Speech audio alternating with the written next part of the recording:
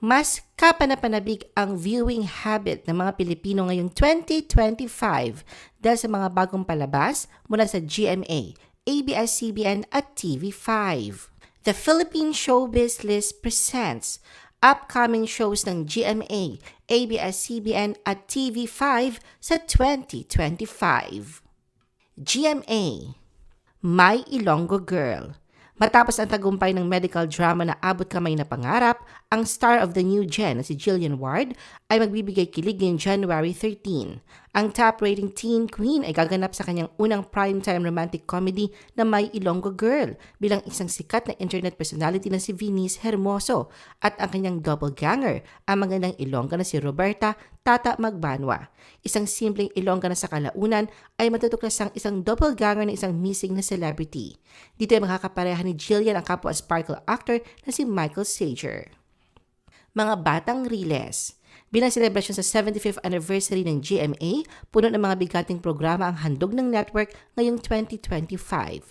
Una na nga dyan ang action drama series ng mga batang riles na mapapanood na simula sa January 6 bilang bahagi ng prime lineup ng network. Ang serye ay batay sa 1992 movie na may parehong pamagat. Ito ay nagsasalaysay sa kwento ng apat na batang underprivileged na sina Kidlat, Kulot, Sig at Dags, nakakulong sa isang juvenile center bilang parusa sa isang krimen na hindi nila ginawa. Sa loob ng juvenile center, kailangan nilang labanan ang mga pagsubok, mag-survive at makalabas upang hanapin ang tunay na salarin. Linisin ang kanilang pangalan at iligtas ang kanilang mahirap na komunidad mula sa katiwalian at pang-aabuso. Pinagbibidahan ito ng kapuso ultimate heartthrob na si Miguel Tan Felix na siyang gaganap bilang leader ng grupo na si Kidlat. Kasama niya sina Kokoy de Santos, Bruce Roland, Rahil Birria, Anthony Vincent at Zephanie. Sanggang Dikit. Pinasaya ng GMA ang mga tagahanga ng real-life couples na Dennis Trillo at Jeneline Mercado sa pamamagitan ng anunsyo ng kanilang reunion project. Matapos ang halos isang dekada, muling magsasama ang kapuso drama king at ultimate star sa pangmalakasang action serye ngayong 2025, ang Sanggang Dikit. Itinatampok ang seryeng ito sa isang mundo ng political intrigue at personal rivalries kung saan ipinapakita ng GMA ang estilo at mataas na enerhiya ng mga pelikulang aksyon mula dekada 80. Bukod sa mga pagtatanghal mula sa dalawang pinakamalaking bituin ng network, tiyak na magiging kapanapanabik para sa mga manonood ang mga eksplosibong stunt, barilan at mga kwento na puno ng mataas na panganib. Lolong, Bayani ng Bayan. Matapos ang phenomenal success ng unang season kung saan ito ang naging most watched TV series ng 2022, ang action-adventure na Lolong ay magbabalik na sa January 20 at nangangako ng mas marami pang nakakakilig na kwento at kapanapanabik ng mga bagong karakter.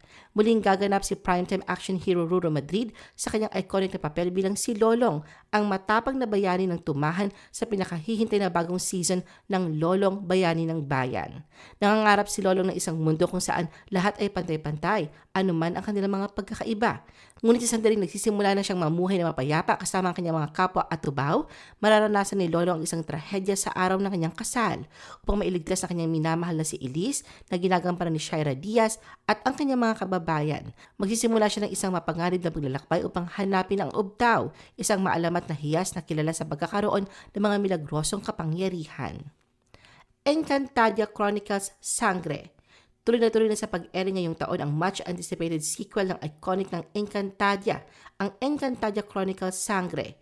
Gaganap na bagong Sangre si Faith De Silva bilang Flamara, ang naatasang tagapangalaga ng brilyante ng apoy. Si Angel Guardian ay gaganap bilang Dea, ang tagapangalaga ng brilyante ng hangin. Si Kelvin Miranda naman ay gaganap bilang si Adamos, ang kauna-unahang lalaking Sangre na magiging tagapangalaga ng brilyante ng tubig. Ang bagong serye ay sumusunod sa kwento ni Tera, ang karakter na gagampanan ni Bianca Umali, ang nawawalang anak ni Sangre Danaya na bagong tagapangalaga ng brilyante ng lupa. Dito natutuklasan ni Tera ang kanyang mga mahika sa kanyang 18 kaarawan. Gamit ang kanyang bagong kakayahan, pinagtatanggol niya ang mga inaapi sa lungsod ng El Toro. Ngunit hindi alam ni Tera na siya pala ay isang Sangre, isang reyna ng kaharian ng Lereo sa mahiwagang mundo ng Encantadia. Prinsesa ng City Jail. Aabangan sa GMA Afternoon Prime si Sofia Pablo bilang ang prinsesa ng City Jail na magsisimula na sa January 13. Ang nakakaantig na drama series na ito ay magdadala ng liwanag sa madilim na sulok ng isang piitan. Ito ay sumusunod sa kwento ng isang batang babae na pinalaki malapit sa Bagong Bayan City Jail ng kanyang adoptive father. Tampok din sa serye sina Allen Ansay, Dominic Ochoa, Denise Laurel at Beauty Gonzalez.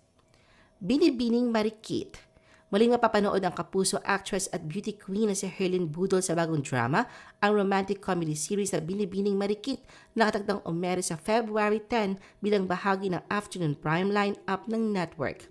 Bukod kay Herlyn, kabilang sa mga cast members sina Pokwang, Tea Tolentino, Jeff Moses at Migs Almendras. Ang Binibining Marikit ay magiging acting debut din ni Tony Labrusca sa Kapuso Network. Mommy Dearest. Isang kapanapanabik na family story ang mapapanood sa Mommy Dearest darating na Pebrero. Ang serye ay puno ng suspense, misteryo at emosyonal na twist habang hinahanap ni Mookie, isang batang may malubhang sakit na ginagamparan ni Shane Sava, ang pagmamahal ng isang tunay na ina sa karakter ni Camille Prats bilang si Olive. Bagamat palaging naroroon ng ina, nakakaranas si Mookie ng kakulangan sa pagmamahal at natagpuan ng kalinga kay Emma na ginagamparan ni Katrina Halili, ang kanilang kasambahay. Sa paglipas ng panahon, isang nakatagong lihim tungkol sa tunay na pagkakakilanlan ni Mookie ang mabubunyag at si Emma lamang ang tanging nakakaalam.